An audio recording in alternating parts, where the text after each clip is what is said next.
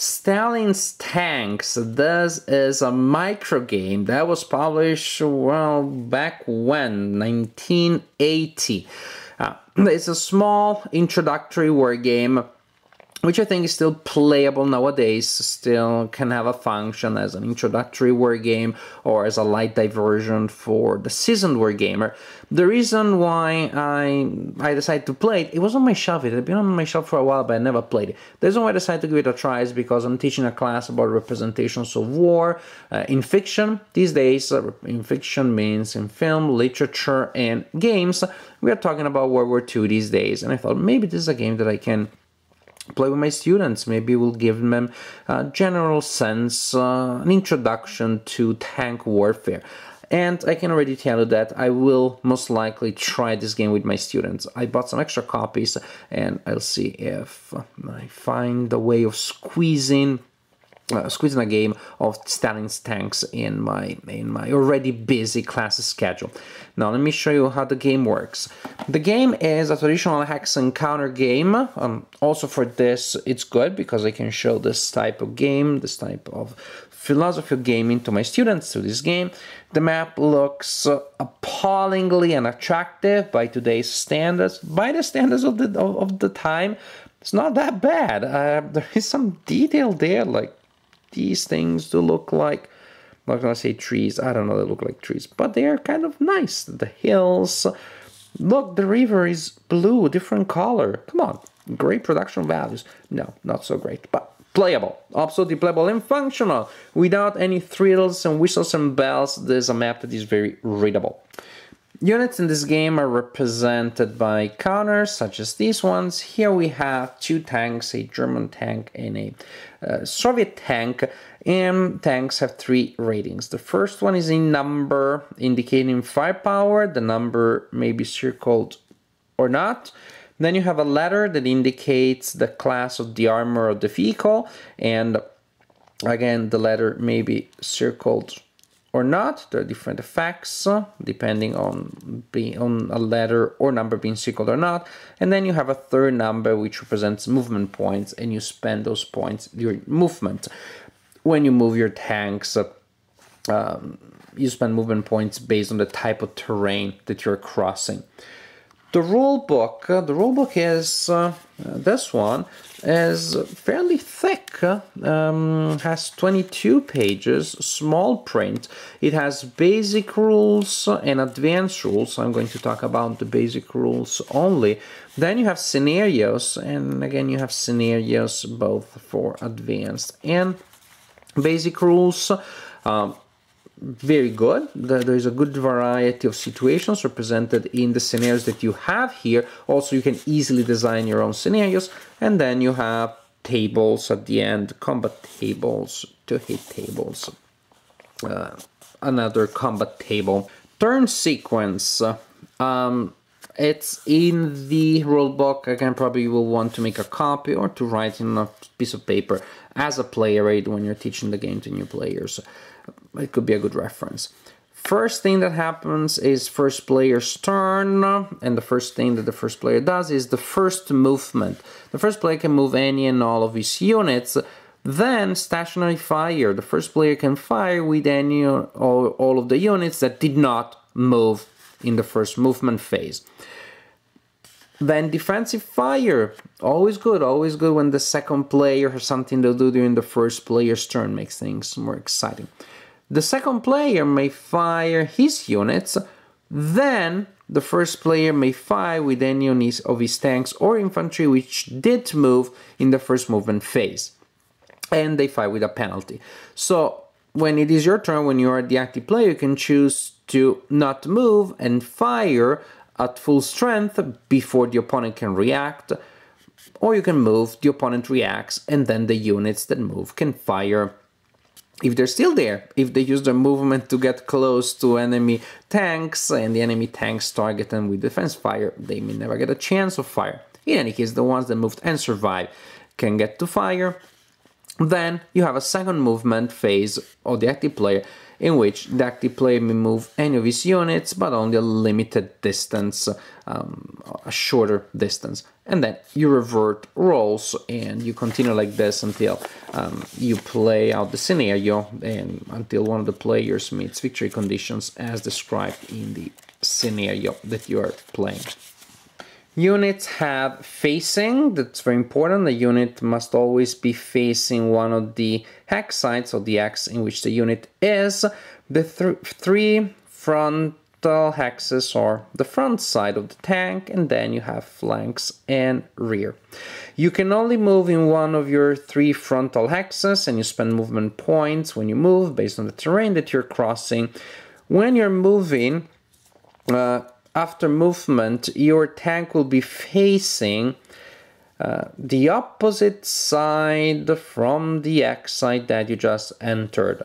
It's a complicated way of saying that you can move like this, or you can move like this, or like this. It's more intuitive if you see it, if you hear the definition. You can also spend movement points, a movement point to change orientation further during movement. You can back up, but that doubles the cost of the terrain that you're crossing. Combat. Units can attack one at a time. You declare the target, and you need to have a line of sight to your target. If you are firing from a hex in the area in front of the unit, like you would have here with a fan against C, then that's a frontal attack. Any other attacks, like from here in this example, or from here, they count as flank or rear. And if you're attacking from flank or rear, the class of the armor of the opponent is lowered by 2, so a C would become an E, but unless the armor is circled, in which case a tank with a circled armor, when attacked from a flank or the rear, has its armor class lowered only by 1. In this case, C would be D, but C is not circled. So you see the angle of attack, then you roll 2d6 and you apply modifiers. If the firing unit has a circled firing unit, then you lower by 2. Low numbers are good in this game. So that's what the circle around the attack number is for. Modifiers, positive modifiers, but they're bad for you, or if the target is in woods, if the target is on a hill, and if the firing unit moved in the first movement phase and now is firing in the mobile phase. You roll 2 dice, apply modifiers, look at the final result that you have, then you look at this table, and you look at the line for the distance at which you're firing. Here we are 1, 2, 3, so we use this line here.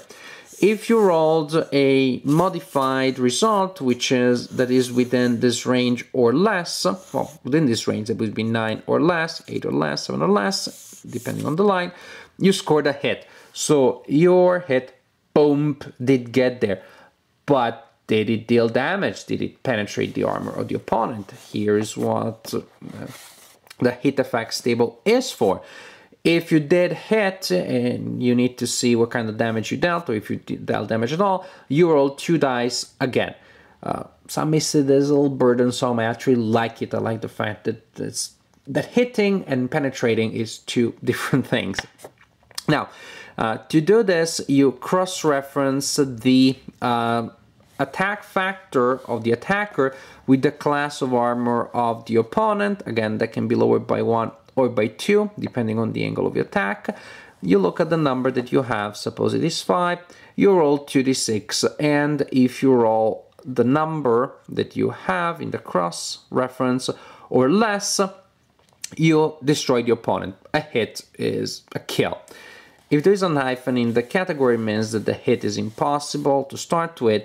If you have an hex, it means that the kill is automatic. If you do hit, then you automatically penetrate. In other cases, you may hit and destroy, you may hit and your wonderful hit simply bounces against the target with no effect.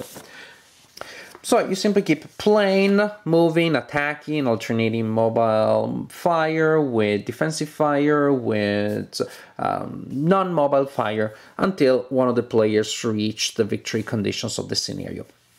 Now, Stalin's Tanks is really a simple, basic game, make no mistake. And yet, I think that this is a game that did stand the test of time. It's not a great classic, one of the best games ever.